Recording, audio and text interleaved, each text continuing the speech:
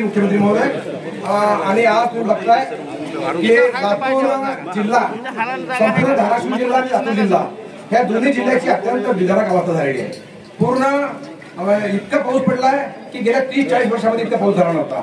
आज तुम्ही आलात पाहायला, याबद्दल मी मनातून या भागात काम करून आपलं या शेतकऱ्यांच्या वतीने जिल्ह्याच्या वतीने मी आपला आभार मानतो। मुख्यमंत्री महोदय आलेले आहेत, अनेक निकष बदलण्याची गरज आहे। त्यामुळे मुख्य प्रवाह नदी तेरणा असेल मांजरा असेल या दोन्ही नद्यांनी आपला मुख्य प्रवाह सोडून पूर्ण शेती खरडून गेलेली आहे। खरडून गेलेल्या शेतकऱ्यांना वेगळा दिलासा द्यावा। त्याचबरोबर एनडीआरएफचे काही निकष असतील त्या निकषामध्ये काय वाढ करता येत असेल तर ते वाढ करून आम्हाला भरीव मदत द्यावी। आमची मागणी आहे, आपण संवेदनशील मुख्यमंत्री म्हणून ओळखले जातात। माननीय मुख्यमंत्री महोदय, लातूर आणि धाराशिव महाराष्ट्रातल्या इतर कुठल्याही जिल्ह्यापेक्षा आज आमच्या दोन्ही जिल्ह्याची अवस्था अत्यंत बिकट आहे। त्यामुळे इथला शेतकरी आपल्याकडे आशेने पाहतोय। मोठी अतिवृष्टी आपल्या महाराष्ट्रामध्ये आणि विशेषतः मराठवाड्याच्या भागामध्ये झाली।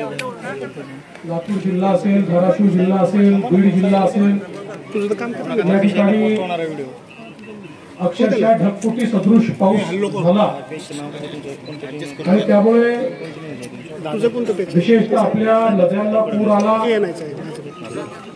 त्याचं पाणी आसपासच्या शेतीमध्ये शिरलं, पिकांचं नुकसान झालं, जमीन खरडून गेली, गावामध्ये पाणी शिरलं, लोकांचं घरातलं धान्य त्या ठिकाणी घरातल्या वस्तू याचं नुकसान झालं, बऱ्याच ठिकाणी व्यापाऱ्यांचं देखील नुकसान झालं।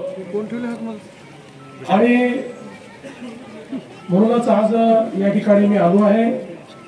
खरं म्हणजे यापूर्वी याच गावामध्ये मी 7 वर्षापूर्वी जलयुक्त शिवारचं काम बघण्याकरता आलो होतो आणि त्यावेळेस अतिशय चांगलं काम जलयुक्त शिवारचं आपण केलं होतं।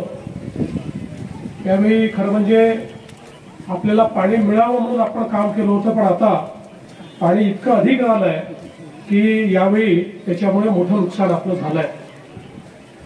आणि म्हणून शासन म्हणून मी आपल्याला या निमित्ताने आश्वस्त करतो की सगळे निकष बाजूला ठेवून आम्ही सर्व शेतकऱ्यांना सरसकट मदत करणार आहोत आणि जेवढी वाढीव मदत आम्हाला करता येईल ती करण्याचा आमचा प्रयत्न असेल।